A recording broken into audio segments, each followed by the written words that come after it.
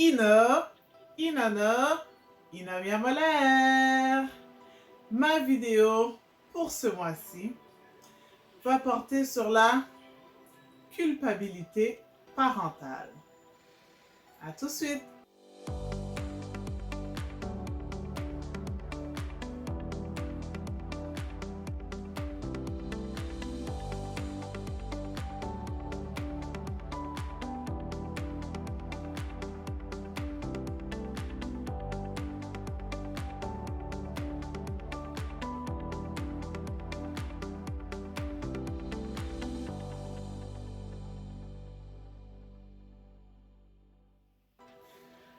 La culpabilité parentale.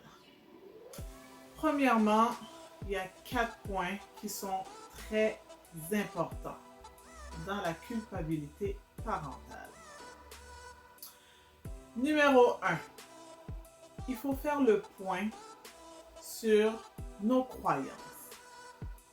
Nos croyances en tant que parents. Alors, si tu es parent, fais le point sur tes croyances. C'est quoi tes croyances, tes valeurs par rapport à être un parent? Le numéro 2, se libérer de l'idée du parent parfait. Ça n'existe pas, le parent parfait. Numéro 3, est-ce que c'est intentionnel d'avoir fait mal? Est-ce que je peux réparer mon geste ou mon action? Le numéro 4 qui va suivre le numéro 3, passer à l'action. Agir. Alors, si tu as fait intentionnellement une action ou dit une chose pour faire du mal, tu répares ton geste. Il y a quelques conséquences à la culpabilité parentale. On va se priver de vivre le bonheur avec notre enfant. On peut se juger négativement. On va avoir des attentes irréalistes. Toutes ces conséquences-là vont nous faire croire qu'on n'est pas un bon parent. Ce sont des conséquences de la culpabilité parentale. La culpabilité parentale, c'est normal. C'est le pire sentiment et c'est la pire émotion. Qu'est-ce que je veux dire par c'est normal?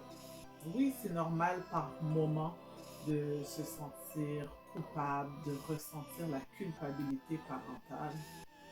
Ça peut être un sentiment, quelque chose qui va rester un peu plus longtemps qu'une simple émotion, qui va perdurer plusieurs jours, semaines ou même des mois.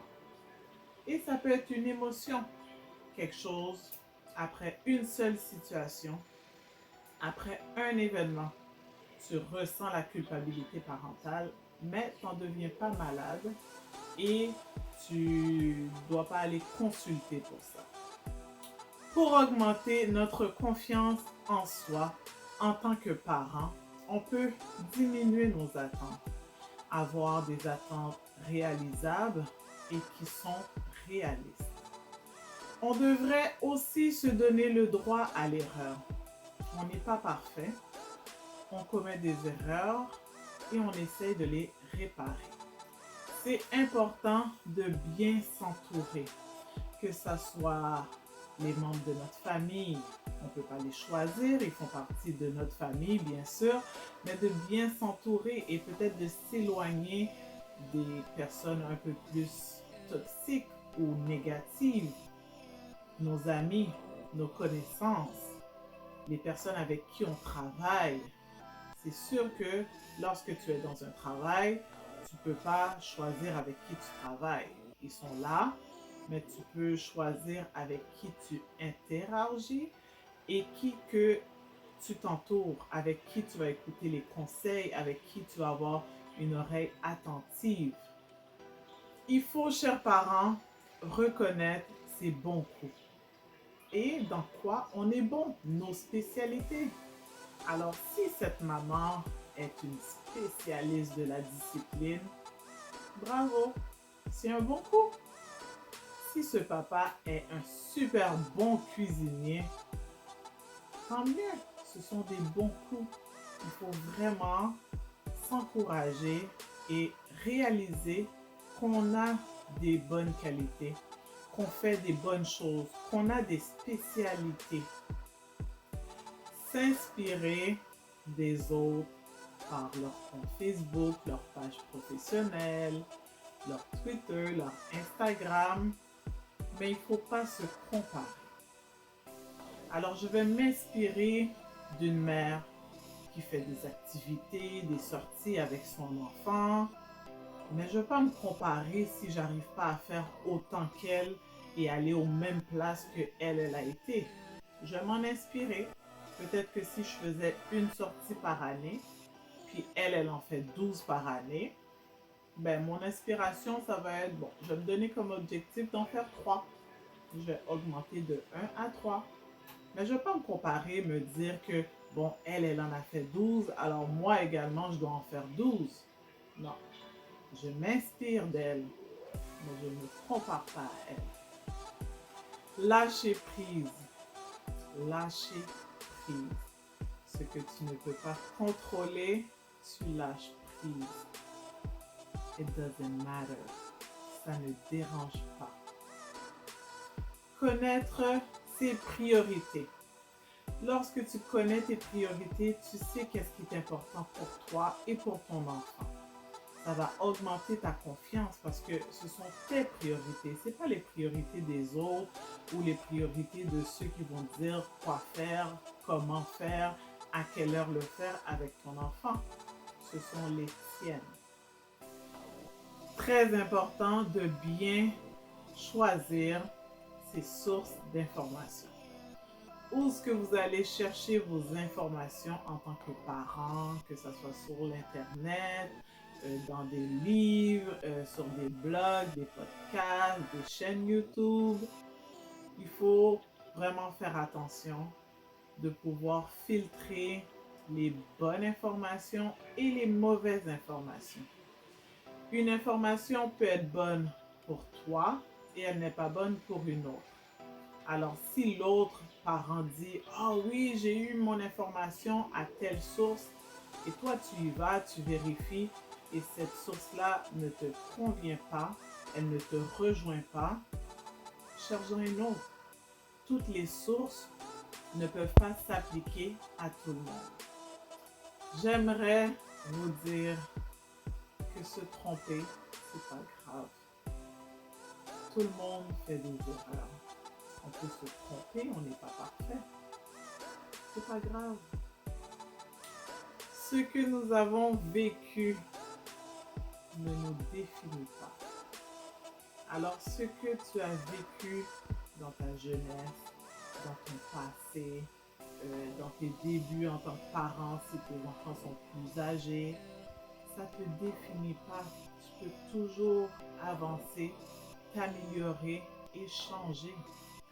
J'aimerais que tu saches que se sentir coupable, c'est normal, c'est humain, ça arrive, mais tu passes à travers ça, tu passes par-dessus.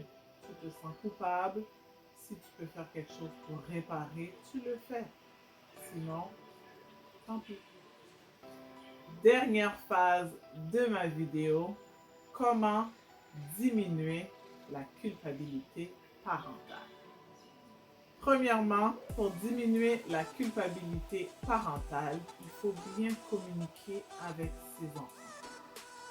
Bien communiquer, utiliser des mots, un langage dont ton enfant va comprendre. Ensuite, s'excuser lorsque c'est nécessaire. Ne pas avoir peur de s'excuser, même en tant que parent. On a le droit et on a le devoir de s'excuser envers nos enfants lorsqu'on agit mal ou lorsqu'on dit quelque chose de pas correct. En troisième, je dirais prendre soin de soi. c'est parce que tu es un parent mature et responsable. Il ne faut pas se négliger. Si tu as une passion pratique là, si tu as des, des, des activités préférées, fais-les. Prends soin de toi pour que tu puisses mieux prendre soin de ton enfant. Numéro 4, respecter ses émotions et les verbaliser. La même manière qu'on va demander à nos enfants de nous parler de ses émotions, qu'est-ce que tu as, pourquoi tu es en colère, qu'est-ce qui t'a fait être en colère, de la même manière que nous devons verbaliser et exprimer à notre enfant nos émotions. Je suis triste aujourd'hui, j'ai eu une mauvaise nouvelle au travail. Oh, je suis super contente que ça va bien à l'école pour toi. C'est important. Nos émotions, on a le droit de les vivre, on a le droit de les exprimer et de les verbaliser. Numéro 5, apprendre à dire non. On n'est pas un parent plus populaire parce qu'on dit toujours oui, oui, oui, oui. Non, ça ne fonctionne pas comme ça. Il faut apprendre à dire non. Je ne dis pas non plus qu'il faut tout le temps dire non. Mais jugez toujours ce que l'enfant vous demande, ce que l'enfant veut, et à vous de choisir. Mais il faut savoir que même lorsque je dis non, tu aimes ton enfant quand même et tu veux son bien. C'est pas pour mal faire, c'est pas pour être méchante ou pour être un parent méchant. Numéro 6, ne pas vouloir toujours plaire à tout le monde. C'est pas possible, on n'est pas le Père Noël, on n'est pas le bon Dieu. Plaire à tout le monde, c'est pas quelque chose de sain, de réalisable. Alors, il se peut que des fois tu déçois, ton enfant, et puis c'est correct. Je peux pas plaire à tout le monde. Je peux pas plaire à tous mes enfants. Je peux pas plaire à tout le monde dans mon entourage, dans ma famille. Et c'est comme ça. Numéro 7, savoir que la vie des autres, c'est la vie des autres. Alors, oui, tu peux prendre conseil, tu peux écouter les conseils, mais la vie des autres, c'est vraiment pour les autres. Ce sont les autres qui pensent ça. Ton avis, ce que tu penses, c'est ce qui est important. Mon numéro 8, le dernier, savoir que toi, cher parent, tu es le meilleur à savoir ce qui est bon pour ton enfant. Pas ton frère, pas ta soeur, pas ta tante, ton oncle. C'est toi la meilleure personne qui peut savoir qu'est-ce qui est meilleur pour ton enfant. Alors, fais-toi confiance. Donne-toi le droit d'avoir tort, de faire des erreurs et de recommencer, de s'excuser, de passer à travers. C'est tout ce que je voulais vous partager sur la culpabilité parentale. Si tu vis ça, c'est normal. Deviens pas folle, deviens pas fou. Passe à travers, va chercher de l'aide si tu as besoin d'aide, des conseils pour passer à une autre phase. Mais c'est normal de vivre parfois la culpabilité parentale. Je vous dis à la prochaine!